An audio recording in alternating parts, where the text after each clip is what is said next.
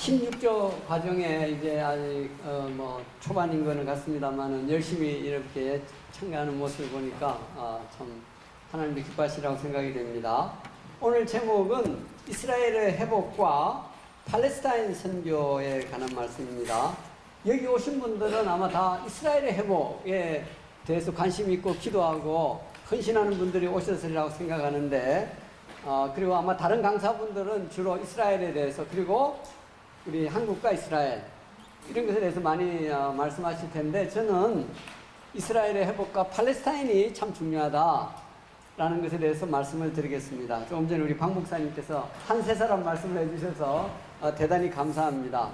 그래서 오늘 이스라엘의 회복에 대해서 먼저 좀 말씀을 전반부에 드리고, 후반부에는 아랍 선교와 특히 팔레스타인 선교에 대해서 말씀을 드리도록 하겠습니다. 예.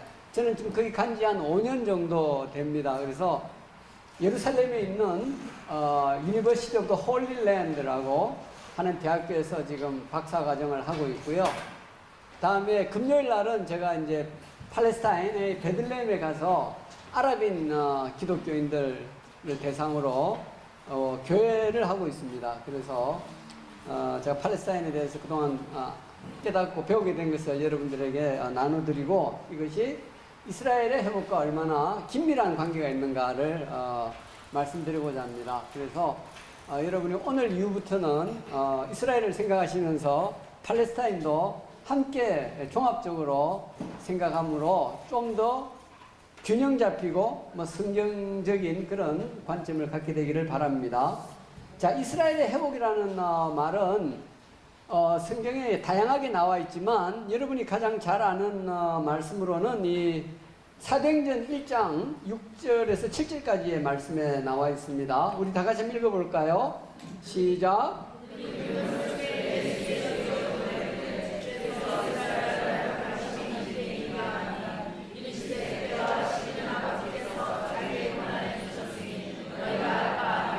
네, 그들이 모였을 때, 그들은 예수님의 12제자와 또 뭐 한 120문도라고 말할 수 있죠.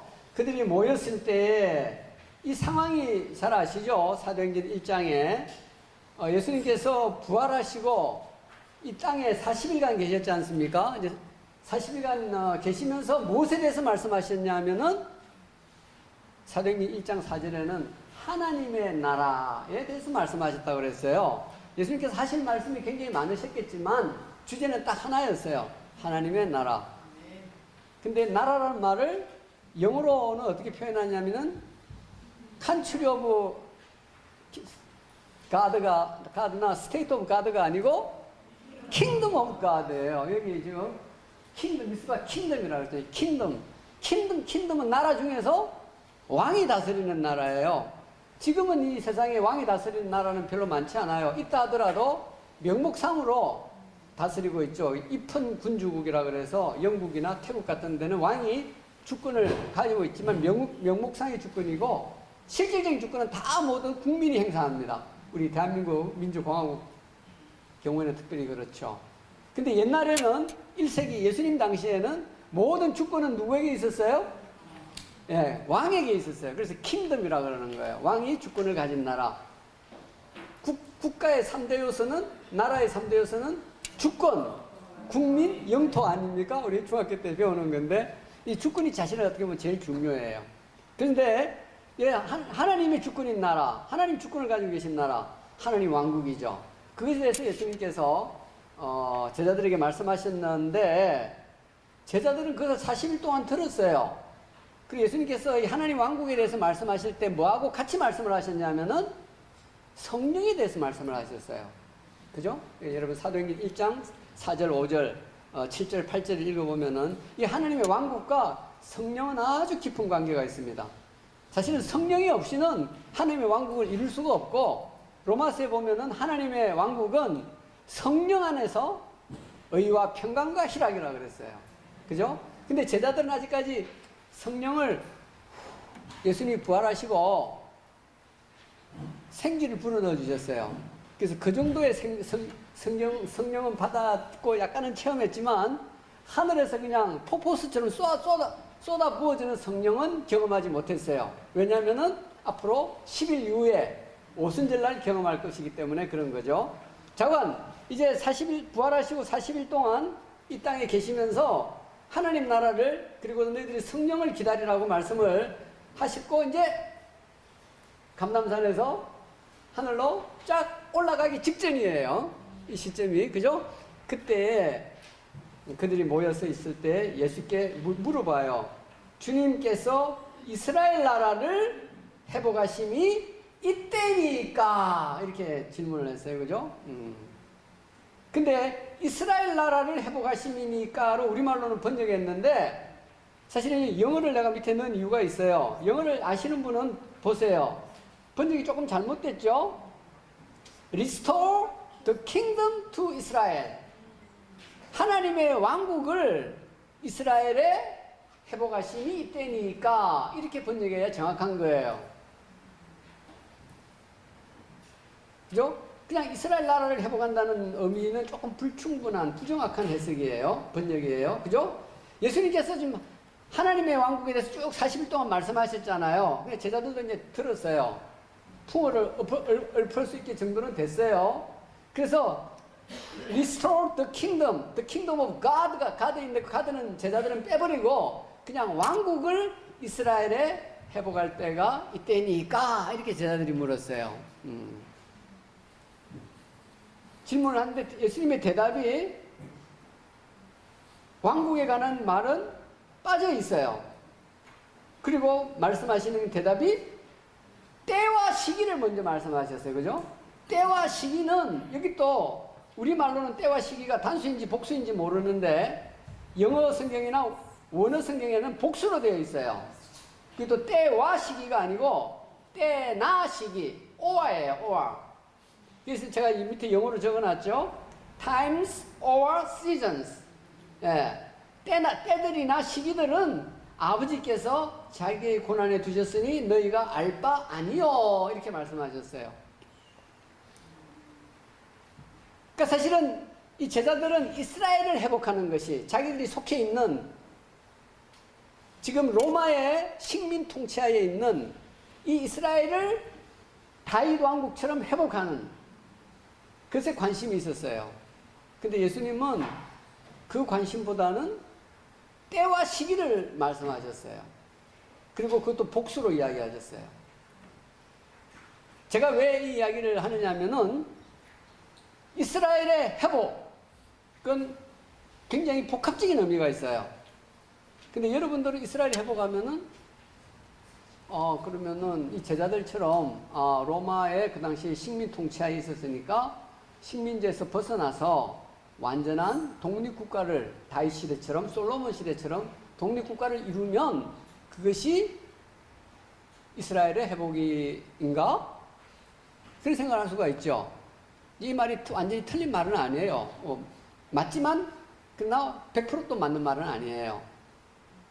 우리나라가 일제 35년, 보통 36년이라 그러는데 정확하게는 35년간이에요. 35년도 조금 며칠이 모자라요. 왜냐하면 1910년 8월 29일부터 45년 8월 15일이기 때문에 만 35년에서 며칠이 빠져요. 36년이라고 앞으로 그러지 마세요. 35년이 조금 모자라요. 왜냐하면 제가 우리 이스라엘 바빌론 유수가 70년이라 그러잖아요. 우리가 그 절반인 35년이 저는 의미가 있다고 생각하기 때문에 그렇게 말해요. 물론 36년이라 그래도 뭐 횟수로야 36년이 맞아요. 그러나 정확한 기간으로 따지면 35년에서 며칠간이 모자라는 그런 기간이기 때문에 제가 참고로 말씀을 드리는데, 자, 우리 대한민국이 일제 식민지 35년간에서 독립을 했죠. 45년 8월 15일 날. 그러나 그때는 우리나라에 정부가 있었습니까? 없었습니까? 예, 우리나라에 정부가 없었어요. 미군 사령관이, 하찌 중장이 주권을 행사하고 있었어요. 조선민족은 있었고 조선의 땅은, 한반도는 있었지만 가장 중요한 주권은 조선이 가지고 있지 못했어요. 그게 완전한 나라가 아니에요. 그죠? 완전한 나라가 된 것은 3년 후인 48년 8월 15일. 물론 그 전에 준비기간이 있었어요. 유엔에서 한반도에 유일합법적으로 남한만 인정했어요. 북한은 못 들어오게 하니까. 남한에 5월 10일 날 유엔에서 승인해서 총선거가 있었어요. 국회의원 총선거가 있었고 그 총선거를 기초로 재헌의회가 5월 31일 날 열렸고 그때는 대통령이 초대 대통령은 간선제였어요. 직선제가 아니고. 그래서 국회의원들이 모여가지고 대통령을 간접적으로 한 거예요. 그래서 그때 임시의장이 있던 우리 이승만 장로님이 대통령이 된 거예요. 그리고 나중에 직선제로는 3대 때 헌법 개헌을 해가지고 대통령을 이제 직선제로 바뀌었어요. 어쨌든지 간에 48년 5월 31일 날 재헌의회가 결성되고 대통령을 뽑아가지고 그래서 8월 15일 날 48년 8월 15일 날 대한민국 건국이 된 거예요. 확실히 아세요. 이게 대한민국이 독립국가로 세워진 거예요. 이스라엘의 회복이라고 하는 게 과연 뭐냐 그러면은 일단은 남의 나라 식민지에 있어가지고는 이것은 이스라엘이 회복됐다고 말할 수가 없어요. 그죠? 예. 최소한 주권을 가진 독립국가여야만이 회복이 됐다고 말할 수 있겠죠. 그 일이 이스라엘에는 언제 일어났습니까? 1948년 5월 14일. 이 사람들은 날짜가 이제 음력을 쓰기 때문에 자꾸만 바뀝니다. 어쨌든지 간에 48년도 5월 14일 날 독립을 선포하게 됐어요. 이 선포 과정에는 제가 시간이 되면 말씀드리겠는데 준비 과정이 있었어요. 우리나라도 한 국가가 성립되는데 준비 과정이 있었던 것처럼 이 사람들 여러 준비 과정이 있었는데 자, 근데 나라가 이제 이스라엘은 이원 집정부제예요. 대통령이 있고 수상이 있어요. 실질적인 권한은 보통 때는 수상이 행사해요. 위기가 되면은 대통령이 하는 그런 이원 집정부제라 그러죠. 됐는데 48년 5월 14일 날 오후 4시에 대표들이 모였어요.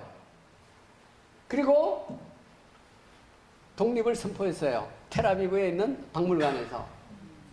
그리고 영국, 그 당시까지는 영국이 위임 통치를 처음에는 국제연맹이라 그러죠. 국제연맹의 위임 통치를 받았다가 45년도에 12월 10일 날 유엔이 성립되면서 유엔이로부터 위임 통치를 받아서 영국이 팔레스타인을 통치하고 있었는데 이제 47년 11월 달에 유엔에서 그 땅을 분할해 가지고 이쪽은 이스라엘, 이쪽은 팔레스타인 국가로 성립하는, 예루살렘은 이제 공동 관리를 하는 그런 안을 유엔 총회에서 통과시켰어요. 47년 11월 29일 날.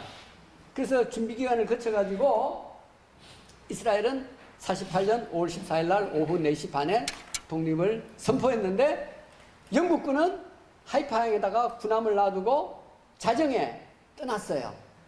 군대가 그 남은 있다는 것은 이거는 특별한 그 상호 방위 조약이나 정부의 승인이 없이 군대가 있다는 것은 이건 식민지나 마찬가지예요. 자주 독립국가는 자기의 군대를 가지고 있고 외국 군대는 특별한 경우에만 있어야 돼요. 그래서 영국은 48년 5월 14일 날 자정에 군대가 다 철수해서 이제 이스라엘은 정말 독립국가가 되는 듯 했어요. 그런데 그 다음날 5월 15일 날 인근 아랍 국가가 쳐들어왔어요. 전쟁을 일으켰어요. 나라가 망할 수도 있고 전쟁에 승리할 수도 있죠.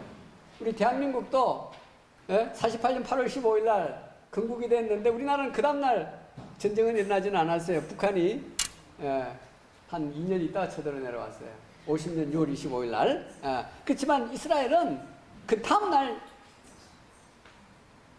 침략을 당했어요. 근데 하나님의 은혜로 승리를 했어요. 한 1년여 전쟁을 해가지고. 자, 그러면 이스라엘에 과연 회복이라고 하는 것이 뭔가? 나라가 세워졌지만 뭐 며칠 만에 망해버렸다. 그것도 회복이라고 볼 수 없겠죠.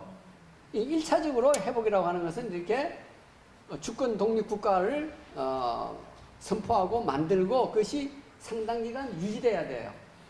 근데 이렇게만 됐다고 이스라엘이 회복됐다고 말할 수 있을 것인가? 우리가 하드웨어가 있으면 뭐가 있어야 돼요?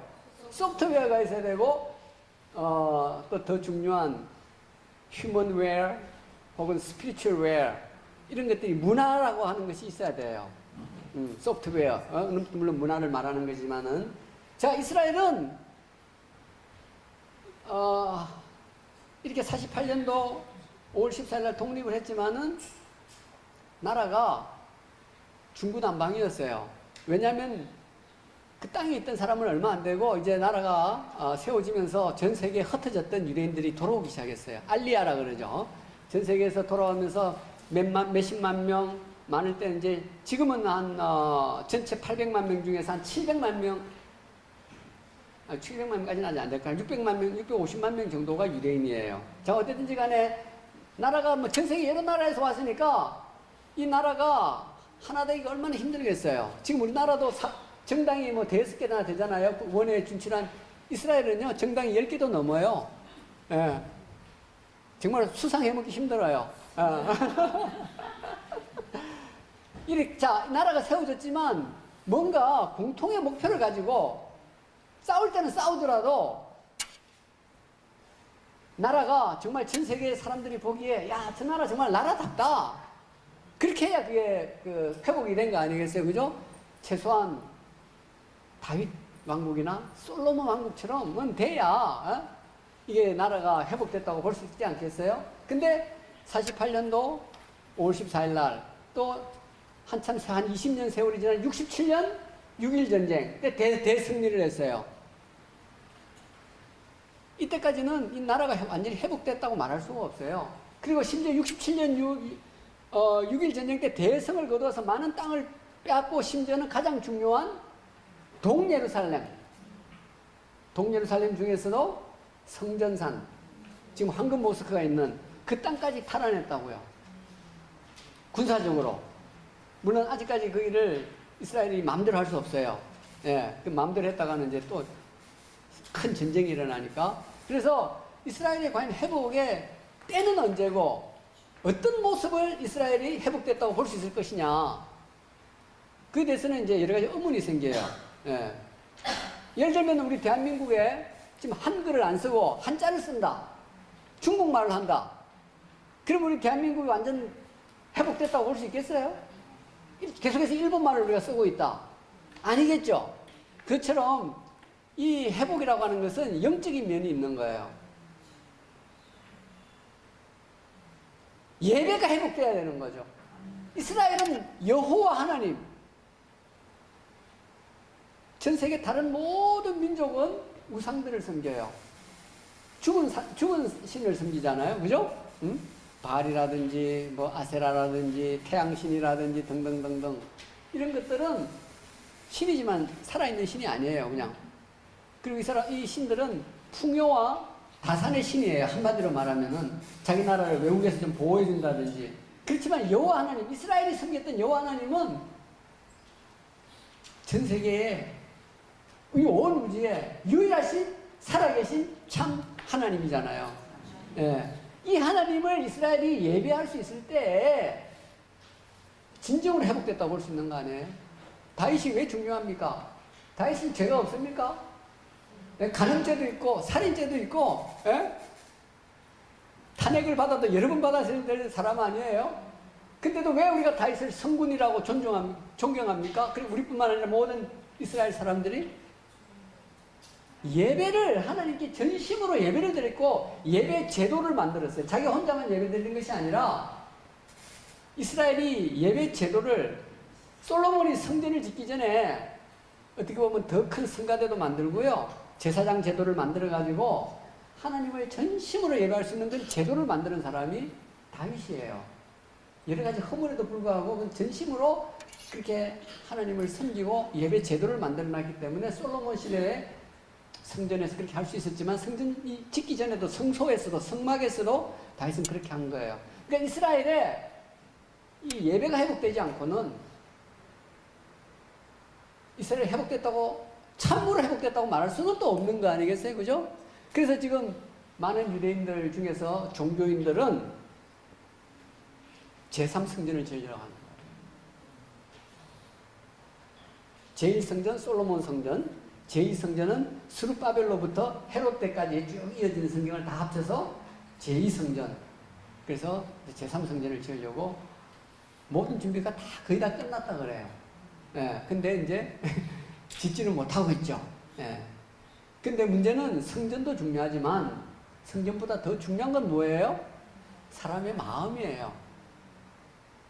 예배를 겉으로 형식적으로 잘 드리는 것도 중요하지만 우리가 마음으로 마음이 거듭나서 죄 용서를 받아서 감격한 마음으로 성령과 진리 안에서 예배 드려야 참 예배 아니에요.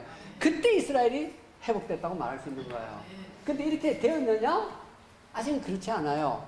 겉으로 통계만 봐도 지금 아까 제가 말씀드린 이스라엘 지금 국민은 한 800만 명, 좀 850만 명 되는데 다야 유대인이 아니에요. 한 200만 명은 아랍인하고 뭐 드루즈족하고 이렇게 있어요. 이스라엘 유대인들은 650만 명, 한 700만 명 된다 그럽시다. 700만 명 계산하기 좋게.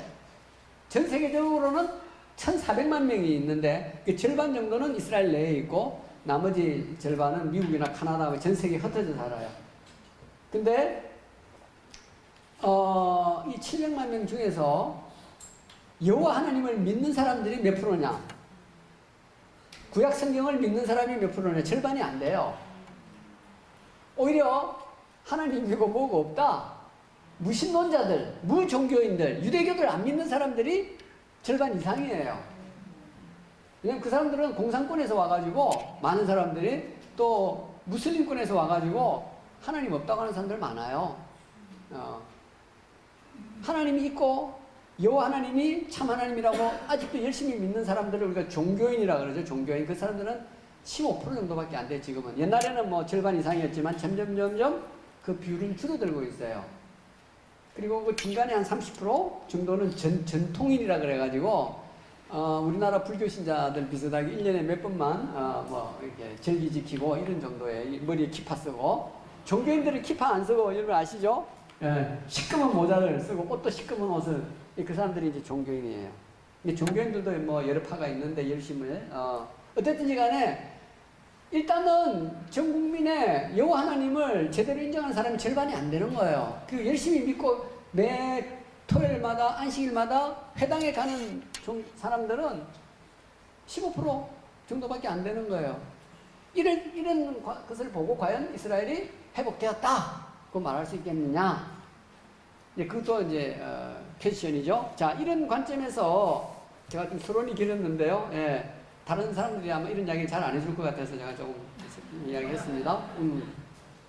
자, 그럼 제자들의 관심은 로마의 압제, 식민지 통치에서 벗어나서 주권 독립국가, 그것도 다윗왕국 같은 것을 회복하는 것이었어요.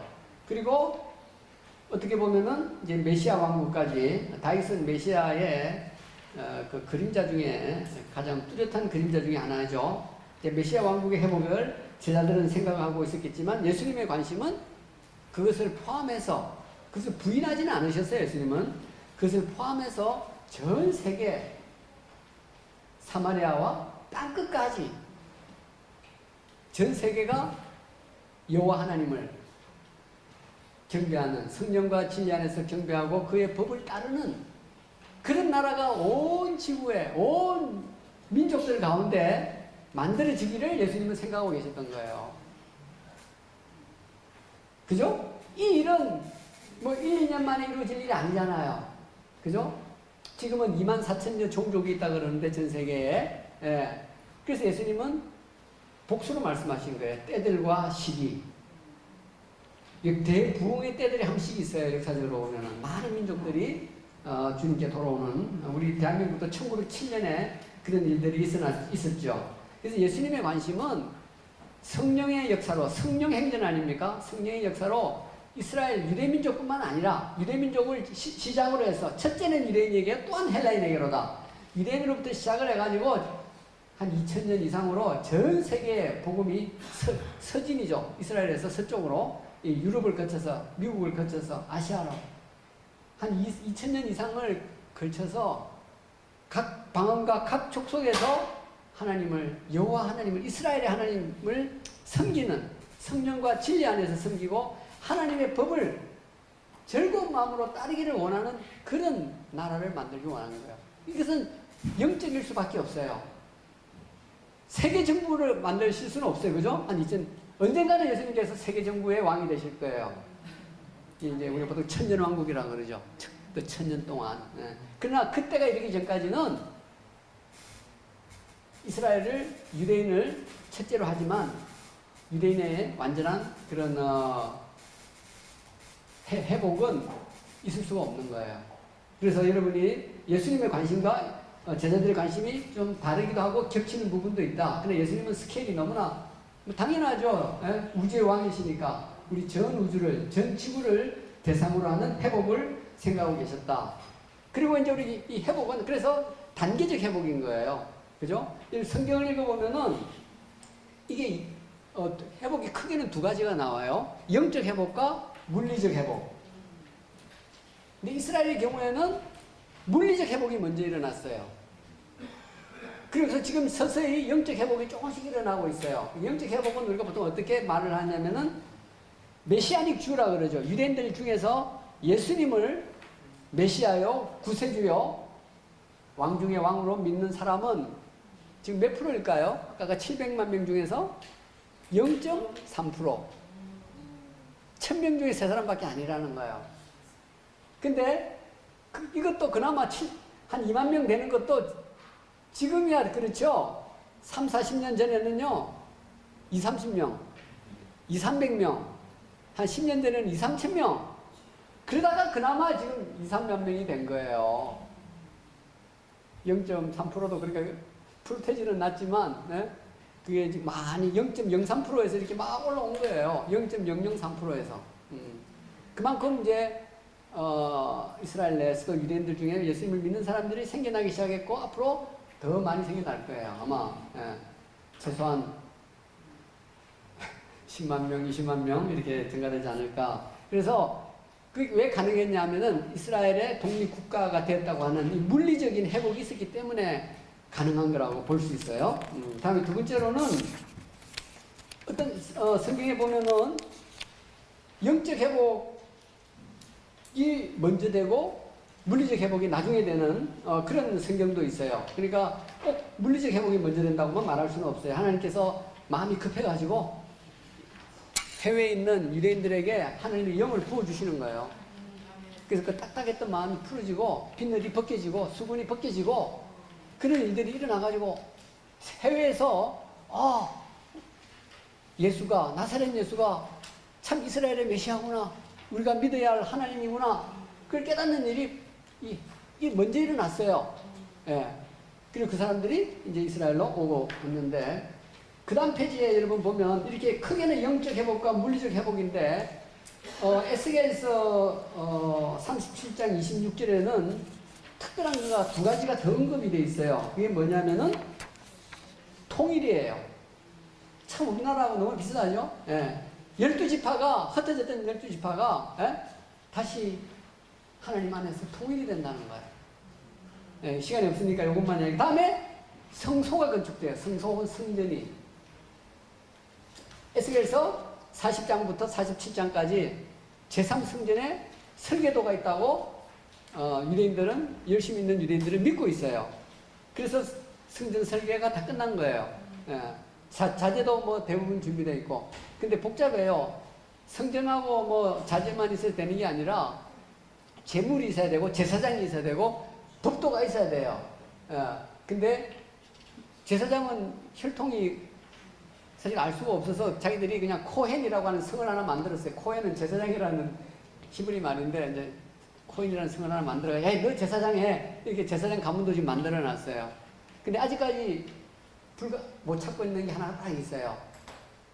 제사 지내는데 제일 중요한 게 뭐냐면 내가 하나님 앞에 정결함을 입는 거예요. 하나님 앞에 정결하지 않고 지성소에 들어가면 어떻게 돼요? 죽잖아요. 이 제사장이 굉장히 두려운 거예요. 그래서 정결함을 받으려면 뭐가 있어야 되느냐면 정화소가 있어야 돼요. 이름을 정화소라고, 성경에는 정화소라고 되어 있지 않고 정결하게 하는 물. 그것을 만들기 위해서는 꼭 필요한 것이 세 가지인데 홍색실하고 또 뭐죠? 우슬초하고 또 붉은 암소의 재가 필요해요. 따라합시다. 붉은 암소의 재. 근데 지금 붉은 암소를 못 찾아요. 이스라엘이 워낙 지금 과학이 발달해가지고 유전공학적으로 뭐 유전자 조작을 해서라도 지금 이 붉은 암소를 만들려고 노력하고 있대요. 근데 하나님께서 이 붉은 암소는 못 만들게 했으면 좋겠어요. 어쨌든 간에 이 제3성전 자체에 대해서 대부분의 기독교인은 반대를 해요. 왜냐? 예수님께서 완전한 속죄를 이루셨는데 성전이 뭐 필요하냐? 그리고 지금은 이제 우리가 성전 아니냐 믿는 우리는 그렇게 주장하죠. 근데 이스라엘 사람들은 좀 다른 말을 해요. 그 이 성전은 속죄를 제사를 위한 성전이 아니고 감사를 위한, 하나님께 감사를 드리게 하는 성전이고, 예수님께서 우리의 죄를 위하여 돌아가셨다고 하는 것을 기념하기 위한 장소가 필요할 거 아니야. 그러니까 그런 의미에서 성전은 why나? 이렇게 또 이제 이론을 내요. 이게 굉장히 어려운 질문이에요, 신학적으로. 예. 여러분, 제3성전에 대해서 이제 앞으로 시간이 되면 공부를 하세요. 이 제3성전이 세워지는 게 맞나? 예. 이것이 예수 그리스도의 완전한 속죄를 부정하는 행위가 이루어지는 그런 것을 목표로 하는 성전이면 우리는 반대해야 돼요. 그죠? 그러나 그렇지 않고 이것이 정말 하나님께 감사 드리기 위해서 또 예수님의 그런 완전한 속죄의 제사를 기념하기 위한 장소라면은 괜찮지 않겠나 이런 생각을 해요. 예, 근데 아마 성전이 세워지기는 세워질 것 같아요. 왜냐하면 우리 성경을 보면 적그리스도가 언젠가는 거기에 앉아서 내가 하나님이야 이렇게 한다고 하는데 그 장소가 필요할 거 아니에요.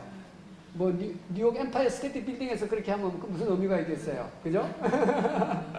예, 자, 그래서 이렇게 이제 회복이라고 하는 것은 영적 회복과 육적 회복으로 크게 나누어지고 그 중에서도 이 두 가지는 이 통일의 문제와 성소의 문제는 특별히 여러분이 또 공부를 좀 해야 되는 문제다. 시간이 없으니까 오늘 언급만 하고 넘어갈게요.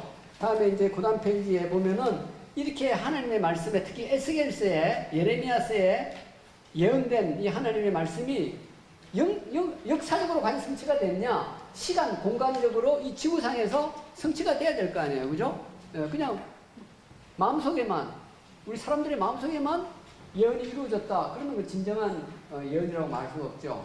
예언이 참 예언이냐는 이 시간적으로, 공간적으로 이 땅 위에 돼야 되는데 이제 그런 일들이 하나님께서 언제부터 준비시켰냐면은 18세기부터 이 유대인 지성운동이라고 하는 게 있어요. 1770년부터 유대인 지성운동이라고 하는 것도 있었고 하나님께서 프랑스 대혁명도 사용하셨어요. 자유평등 박애. 유대인들이라고 차별하지 말고 유대인들도 우리 서구의 일원으로서 동화되어서 같이 살자. 예, 그러나 조건은 있다. 너희들 유대교를 버리고 기독교를 개종해라. 이제 그런 조건을 달긴 했지만 프랑스 대혁명이 유대인들이 개토에서 나와서 서구 사회의 동등한 시민으로 될 수 있도록 그래서 이때로부터 유대인들에게 성이 생겼어요. 예. 성경에 보면 유대인은 성이 없어요. 누구의 아들이라고만 쭉 되어 있어요. 그죠? 누구의 손자, 누구의 현손, 벤. 벤후르, 영화 베너 영화도 유다스 벤후르예요. 후르의 아들 유다스. 근데 언제부터 성이 생겼냐? 이때 프랑스 대혁명 이후에 이 사람들이 기독교로 개종하고 서구 사회 시민권이 되면서 이제 주민등록부에 올려야 될 거 아니에요. 이 어디 성이 없어. 그 성을 사람들이 갖기 시작한 거예요. 참고를 하시고 그리고 이제 직접적으로는 시오니즘이 그것도 정치적 시오니즘이 먼저 생겼어요. 옛날에는 종교적으로만 시온으로 돌아가자 이렇게 생각했는데 이제는 거기서 한 발짝을 나가가지고 정치적으로 시온에 다시 말해서 예루살렘에 조금 더 넓게 보면 팔레스타인 이스라엘에 우리 조상들이 하나님께 주신 땅으로 돌아가서 거기서 우리가 독립국가를 만들자 이제 이런 것을 시작했어요. 그 테오도르 헤르첼이라고 하는 사람이에요. 예루살렘에 가면은 마운트 헤르첼이라고 있죠. 그 국립공원이 있는데 이 사람은 세속적 정치적이라는 말은 세속적이라는 말이에요. 종교인이 아니에요. 이 사람이 시작을 했고 이제 나중에 종교인들도 동참을 해가지고 이제 정치적 시오니즘의 열매로서 이스라엘이 독립하게 된 거예요. 1948년 5월 14일 날. 그래서 지금 헤르첼은 이스라엘의 건국의 아버지예요. 건국의 아버지. 예.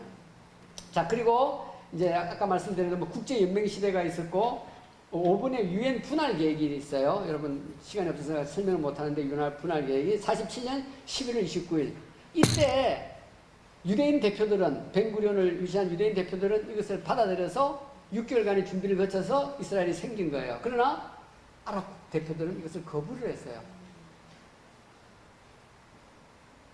왜냐하면 자기들이 전쟁에서 이스라엘을 멸망시킬 수 있을 거로 생각했어요. 이스라엘이 굉장히 약했으니까 그 당시에. 지중해에다 다 밀어넣고 이 땅 우리가 다 차지하자. 분할은 무슨 분할이야. 몇백 년 전부터 우리가 다 차지하던 땅인데. 그렇지만 그들의 계획은 이루어지지 못했어요. 그리고 나서 이제 유대인들이 쭉 이렇게 기한을 시작했어요. 독립하기 이전부터 이렇게 특별히 그 러시아 포그롬이라고 하는 것은 우리가 히틀러에 의한 대량 학살은 홀로코스트라 그래요. 홀로코스트. 근데 이 러시아, 제정 러시아, 정교회를 국교로 삼고 있던 제정 러시아, 알렉산더 3세 때는 유대인들을 엄청나게 많이 죽이 대량 학살했어요. 그걸 포그롬이라는 단어를, 특별한 단어를 써요. 그래서 엄청난 사람들이 이렇게 유대인들이 귀환을 했어요. 땅도 중요하지만 사람이 더 중요하죠. 그러니까 사람들이 많이 돌아오게 됐어요. 그래서 그 다음 페이지로 이제 넘어가서 제가 이제 아랍인의 상황에 대해서 설명하겠어요. 아랍인의 상황에 대해서. 자, 그러면은 왜 아랍인의 유대인과 아랍인, 이스라엘과 아랍 국가. 여러분, 하나님이 이스라엘을 사랑하시죠? 아랍은 미워하시나요? 예. 근데 어떤 사람은 그렇게 생각해요. 아랍이 망하면 막 좋아하고, 물론 이 아랍 사람들이 이스라엘을 약할 때 공격하는 것은 그건 나쁜 짓이죠. 그것은 하나님께서 하나님으로부터 심판을 받아야 돼요. 또 거꾸로 지금은 이스라엘이 너무 강해요. 이스라엘은 원자탄도 가지고 있어요. 그러니까 옆에 있는 국가들이 어떻게 보면 꼼짝도 못하고 이스라엘은 먼저 공격은 잘 안 해요. 공격을 받으면 한 방 맞았다 그러면 여기는 막 10방이 들어가는 거예요. 특히 이제 팔레스타인의 가자지구라고 하는 데가 있잖아요. 웨스트뱅크가 가자지구에서 포탄 한 10발 날리면은 비행기가 떠가지고 그냥 폭격을 해버리니까 이거 우리 제3자 특히 유럽인들이 보기에는 이 이스라엘이 이거 정의롭지 못하다. 한 대 맞으면 한 대만 때려야지. 한 대 맞는데 10대 때리고 30대 때리면 어떡하냐. 그렇게 해서 좀 이렇게 이스라엘을 안 좋게 생각해요. 안 좋게 생각하게 만들어서 우리 많은 한국의 특히 진보주의자들은 이스라엘을 나쁘게 생각하고 팔레스타인이 불쌍하다 이렇게 생각해요.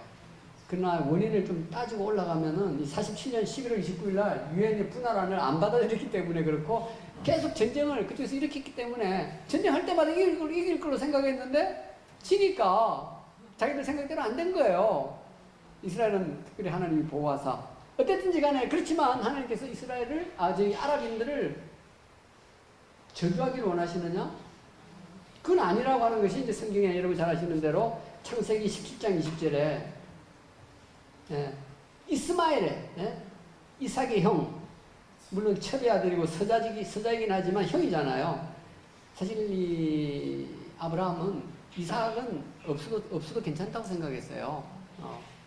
옛날 고대니까 그냥 자기 첩에서 나왔지만 장자가 있으니까 하나님 속마음으로 이삭 뭐 주신다 그러는데 제 첩 나이도 많고 경수도 끊어졌는데 그냥 그렇게 어려운 일을 하지 마시고 이미 태어난 이스마엘이나 복을 주세요. 그렇게 하나님께 기도했다니까요. 그죠? 하나님이 그 기도를 들으셨어요. 그래서 이스마엘을 통해서 12아들이 12두령이 태어나고 하나님께서 그 넓은 지대에 석유가 펑펑펑펑 나게 해가지고 아랍 지역도 잘 살게 했어요. 그럴 뿐만 아니라 이사야서 19장 20절에서 25절에 보면은 이스라엘이 애굽 및 아수르와 더불어 셋이 세계 중에 복이 되리라. 영적인 복도 하나님께서 말씀하셨어요. 그죠? 예. 우리 제일 밑에 있는 25절 다 같이 한번 읽어볼까요? 시작.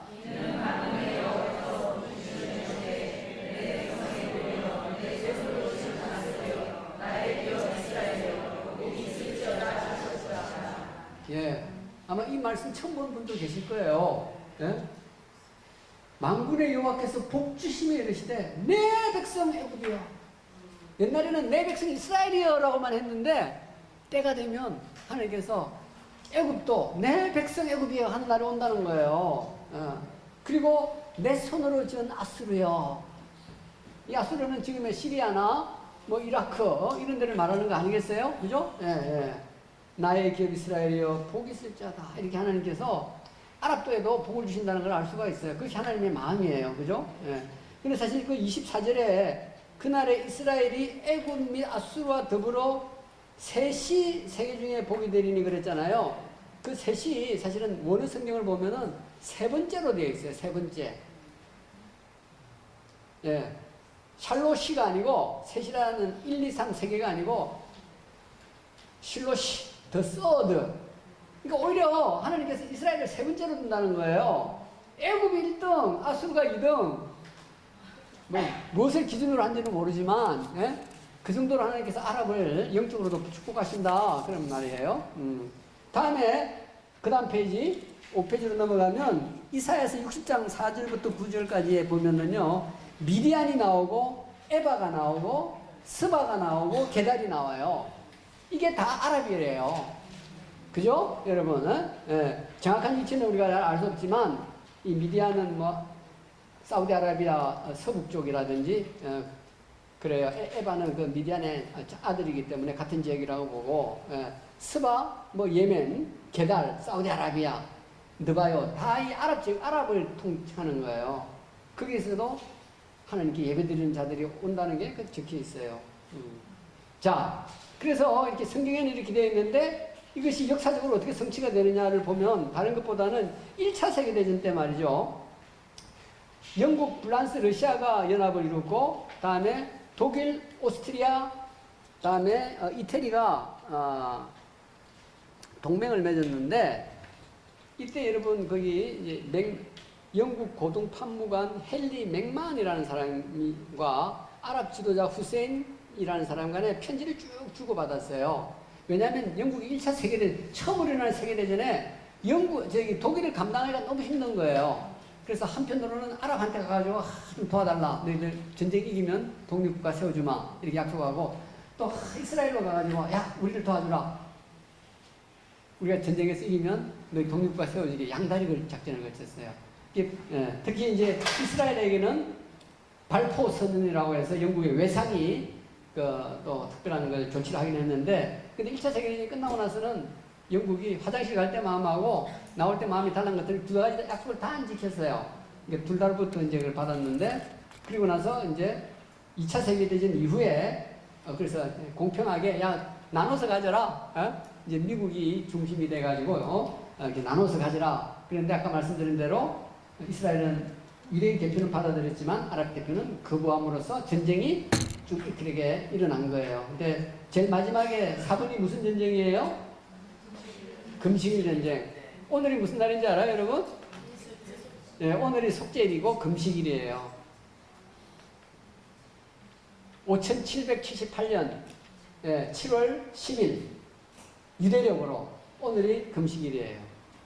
근데 이 음력으로 쓰기 때문에 73년도 금식이라고 날짜가 좀 며칠 차이 나죠? 예, 오늘이 금식입니다. 그래서 저는 이 끝나고 어디 가서 금식하면서 기도합니다. 그래서 이스라엘을 사랑하는 분들 중에서 하나님께서 다른 날은 금식하라는 말이 없는데 이 속죄일 날은 금식을 하라고 말씀하셨어요.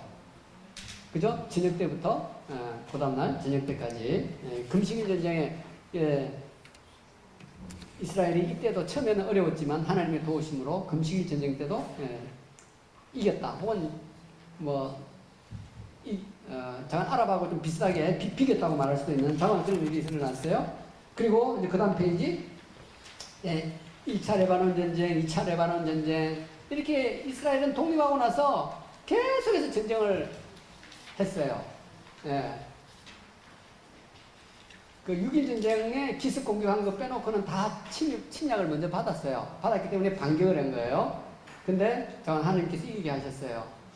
그 나라가 망할 줄 알았는데 망하지 않고 금년이 6.1 전쟁 대성 50주년이었어요. 얼마 전에 지나갔죠? 내년은 독립 70주년이에요. 이스라엘은 망하지 않고 망할 듯이 망하지 않고 자꾸만 번영하고 잘 되는 거예요. 오히려 살아남고. 국민소득이 지금 35,000불, 40,000불 정도 돼요. 그리고 지중해에서 엄청난 천연가스가 발견되고요. 예? 아주 뭐 계속 잘 살고 있어요. 이거 교훈은 내가 시간이 없어서 말씀을 못 드리겠네. 잠깐 이스라엘을 창세기 12장에 하나님께서 아브라함에게 말씀하신 것처럼 너를 축복하는 자에게는 내가 복을 내리고 너를 저주하는 자에게 내가 저주한다. 그 말씀이 지난 4,000년 동안 쭉 적용이 됐다는 거, 그걸 내가 이제 간단히 말씀드리고 조금 더 이제 구체적으로 팔레스타인에 대해서 말씀을 드릴게요. 10분밖에 안 남았는데 이제 어른들은 PLO라는 말을 많이 들었을 거예요. Palestine Liberation Organization, 팔레스타인 해방 기구예요. 64년도에 결성이 됐는데 이거는 기구이기 때문에 정부도 아니에요. 나라가 아닌 것은 물론이고요. 근데 이제 이 사람들이 하도 이스라엘이 자기들을 못 살게 구니까 대이스라엘 항쟁을 일으켰어요. 제1차 인티파다라 그래요. 인티파다. 대항쟁을 일으켰다. 인티파다가 있었고요. 87년도부터. 그래서 이제 전 세계 유럽과 미국이 관심을 가지기 시작했어요. 이 중동의 화약고를 어떻게 문제를 해결해야 되겠구나. 그래서 오슬로에서부터 1993년 오슬로부터 이제 협정을 해가지고 마침내 94년도에 PLO가 PNA로 됐어요. Palestine National Authority. Authority라고 하면 이제 권위라 당국이라는 말이에요. 정부, 자치정부가 됐어요. 내셔널은 없애고 그냥 PA라고만 하기도 하고 풀로 하면은 PNA가 됩니다. 근데 이 사람들이 또 힘이 생기니까 두 번째로 이스라엘 항쟁을 했어요. 대이스라엘 항쟁. 2000년도 9월 달에 이런 일이 일어났어요. 역사적으로는 참 재밌어요. 1세기에 이스라엘이 로마의 압제를 당하고 있을 때 대로마 항쟁을 두 번 했어요. AD 66년부터 70년까지 해서 망했죠. 성전이 파괴되고 예루살렘도 파괴되고 디도 장군이 그 성전에 있는 메노라를 가지고 로마로 가서 지금도 거의 개선문에 그 장면이 있어요. 한 번 망했는데 60년 후에 또 대로마 항쟁을 했어요. 이 사람들이 그걸 잘 몰랐는데 132년부터 135년 이 바르코크바 항쟁이라고 해요. 바르코크바는 바르는 아들이라는 말이고 코크바는 별이라는 말이 별의 아들. 이 메시아라는 말인데 잠깐 두 번 항쟁을 했는데 이때는 정말로 그야말로 박살이 났어요.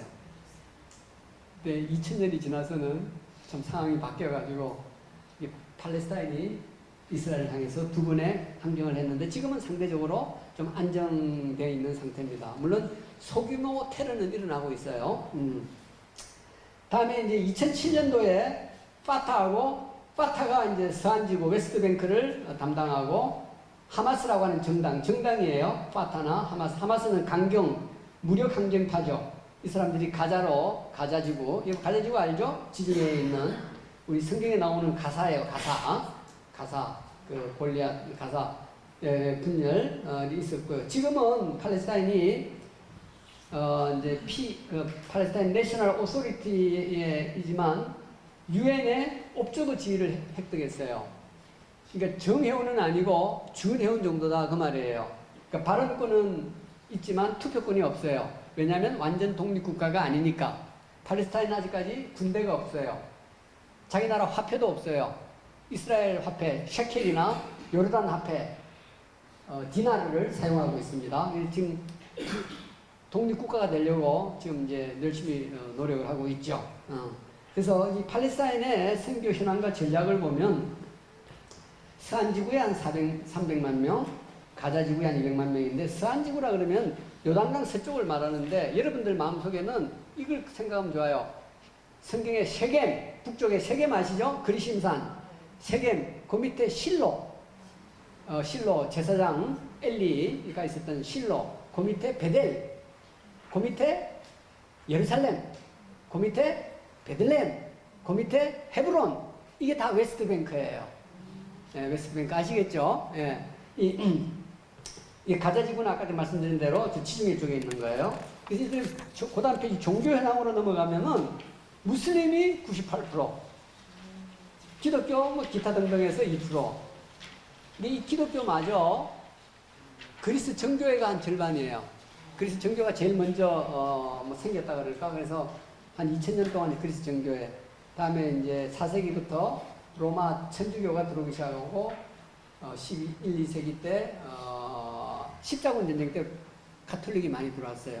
지금 그리스 정교회하고 로마 가톨릭 합쳐서 한 70% 정도 되는 것 같고 나머지 개신교는 한 20% 정도밖에 안 돼요. 이게 기독교 현황이고요. 근데 이제 그러면은 기독교를 2%라 그럽시다. 2% 조금 안 되는데 500만 명이 2%면은 10만 명이죠. 10만 명. 예? 10만 명. 아까 이게 메시아닉 주, 유대인들 중에서 예수님을 믿는 사람들은 0.3%라 그랬잖아요. 그거에 비해서는 한 9배 정도 되는 것 같아요. 2% 되니까 2%. 그냥 10만 명 정도예요. 10만 명. 이 사람들이 주로 어디에 사느냐? 베들레헴에 살아요. 몰려 사는 거죠. 딴 데는 그러니까 기독교인이 뭐 한 명도 없다고 볼 수 있고 베들레헴에는 많이 산다고 볼 수 있어요. 근데 베들레헴의 베들레헴은 이제 개념이 두 가지가 있어요. 하나는 웨스트 뱅크에 11개 도가 있어요. 그 도 중에 하나로서의 베들레헴이 있고요. 여기서는 인구가 한 20만 명 돼요. 베들레헴 도에는. 근데 이 베들레헴 도 안에 시가 3개가 있어요. 그 중에 하나가 또 베들레헴이 있어요. 그리고 베잘라라고 하는 데가 있고 베자호르라고 하는 데가 있는데 자, 그래서 재밌는 거는요. 이 베들레헴은 지금 20만 명 중에서 기독교인이 비율이 한 15% 정도, 딴 데는 뭐 2%도 안 되니까 상당히 높은 거죠. 옛날에는 절반 이상이 기독교인이었는데 지금 점점 기독교인들이 빠져나가고 있어요. 그리고 애를 적게 낳아요. 무슬림은 7, 8명 넘으면 우리 개신교인들은 한두 명밖에 안 나니까 그래가지고 지금 점점 줄어들고 있는 게 문제예요. 그렇지만 팔레스타인 정부에서는 보호를 해주고 있어요. 왜냐? 베들레헴은 성지순례의 가장 중요한 곳이잖아요. 예루살렘과 더불어서 예수님이 탄생하신 그 구주 탄생교회가 있고 목자들의 들판 교회가 있고 뭐 또 있기 때문에 외국 관광들이 많이 와요. 그리고 이 팔레스타인은 외국 원조에 의존해서 사는 나라라고 볼 수 있는데 외국 원조 해주는 나라가 다 기독교 국가인 거예요. 대부분. 그죠? 일본도 있긴 있지만은 유럽이나 미국 같은 기독교 국가라고 우리가 말할 수 있는 이 국가에서 해주니까 베들레헴은 특별히 좀 보호를 해요. 그래서 이제 베들레헴 도지사는 대통령이 임명을 합니다. 그러나 베들레헴 도 안에 아까 3개의 시가 있다고 그랬잖아요. 읍면도 있지만 이건 제해놓고 그 3개의 시에는 시의회 의원이 있는데 예를 들면 어떤 데는 13명, 어떤 데 15명이 있는데 기독교인이 다수가 돼요. 15명 있는 데는 8대7로 기독교인 8, 무슬림 7. 13명 있는 데는 기독교인 7, 무슬림 6. 그래서 그 다수인 시의회 의원 중에서 한 사람이 시장이 되는 거예요. 특별하죠? 예. 네. 그래서 베들레헴이 중요한 거예요. 딴 데는 좀 위험 요소가 많아요.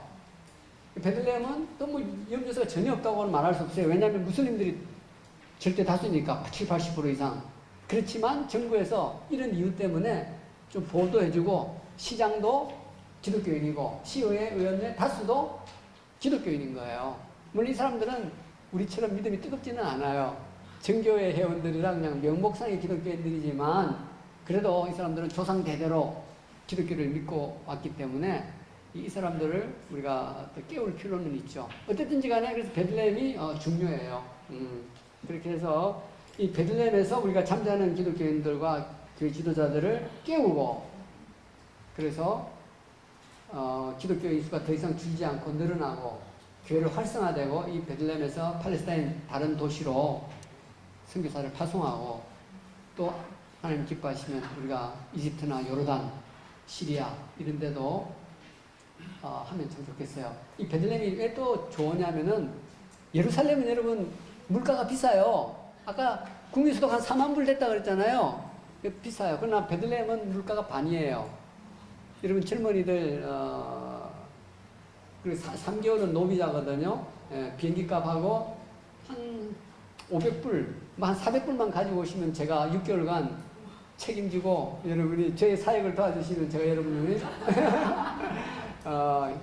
또 잘 선교하고 단기 선교하고 갈 수 있도록 하겠습니다. 예. 뭐 시간이 다 됐는데 질문 딱 한 사람만 받겠습니다. 중요한 거 하나 한 분 있으면 질문하세요. 예.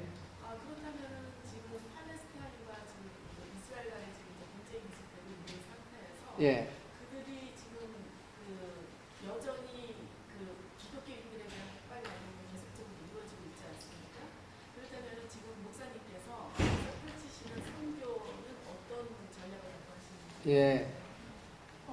무슬림이요. 기독교인이 되면은 반이스라엘에서 친이스라엘이 됩니다. 그 때문에 이스라엘 정부는요, 우리 외국인 선교사들이 와가지고 무슬림들을 기독교인으로 만들어주길 원해요. 자기들은 못하죠. 유대인들에게만 전도 안 하면 돼요. 아랍인들, 무슬림한테 전도하라는 거예요. 그러면 비자 주겠다는 거예요. 그리고 돈도 거기서 벌라 그러지 말고 한국에서 선교비를 받아오라. 두 가지 조건이에요. 한국에서 돈 선교비 가져오고 무슬림에게만 전도하면은 그 받기 어려운 비자도 주겠다는 거예요. 그래서 저는 지금 베들레헴에서 무슬림들을 대상으로 전도하는데 제가 직접 못하니까 기독교인들을 깨워가지고 같은 아랍 기독교인들이 아랍 무슬림들을 전도하게 하는 거예요. 근데 더더욱이나 이 아랍인들은 이제 가난해요. 그리고 핍박 가운데 있기 때문에 우리가 가서 도와주면 너무나 좋아요. 특히 한국 사람이 왔다 그러면은 한류 너무나 좋아하고요. 그리고 그게 어린애들 많이 낳는다 그랬잖아요. 한국 청년들이 와가지고 어린애들하고 같이 시간만 보내주면 돼요. 뭐 축구나 탁구, 뭐 제가 음악, 미술, 여러분 무슨 재주를 가지고 있든지 자 청년이고 믿음만 있으면 오세요. 교회에서 여러분이 좀 후원받아가지고 친구들한테 아마 한 달에 400불, 500불 후원받기는 모르겠어요. 청년들. 예, 좋은 교회 만나면 가능할 겁니다. 그죠? 예. 제가 5명을 지금 찾고 있습니다. 5명을. 예. 이상입니다. 감사합니다.